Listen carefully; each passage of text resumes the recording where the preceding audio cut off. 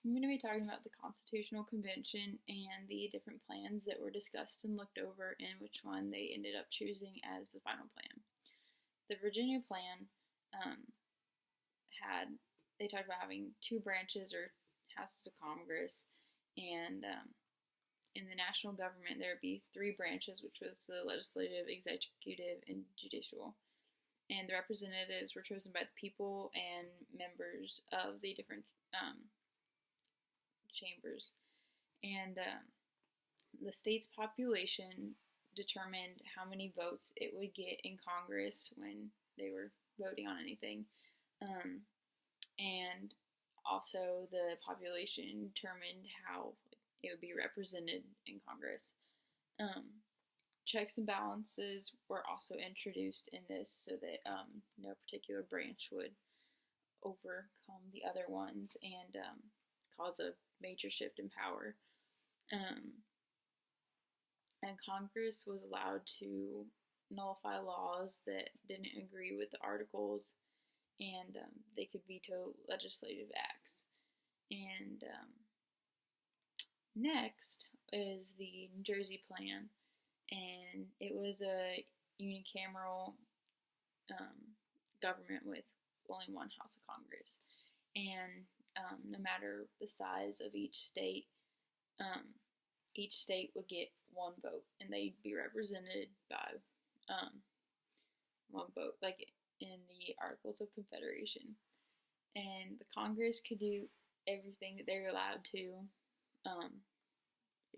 everything they're permitted to do in the Articles of Confederation. And they were also allowed to raise funds through tariffs, regulate interstate commerce, and collect taxes. And each state got an equal vote. And then lastly was the Hamilton Plan.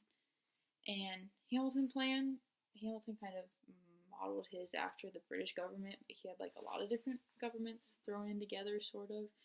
And like it would kind of be like a central power, like over all the states, like because he kind of wanted to just dissolve the whole idea of a state and just make it like one unified thing.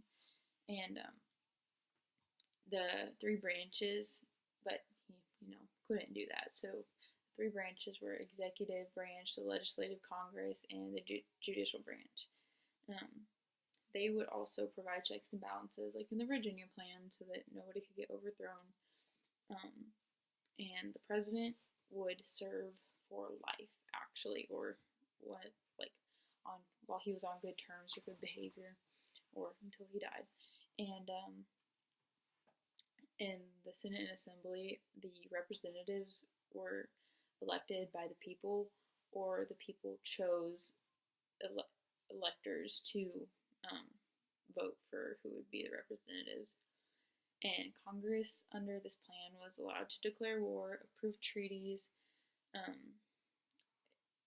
approve of or reject officers that were voted into Congress, but they could not reject the election of the chief of the Department of Finance, the Department of War, and the Department of Foreign Affairs. And they could also institute courts.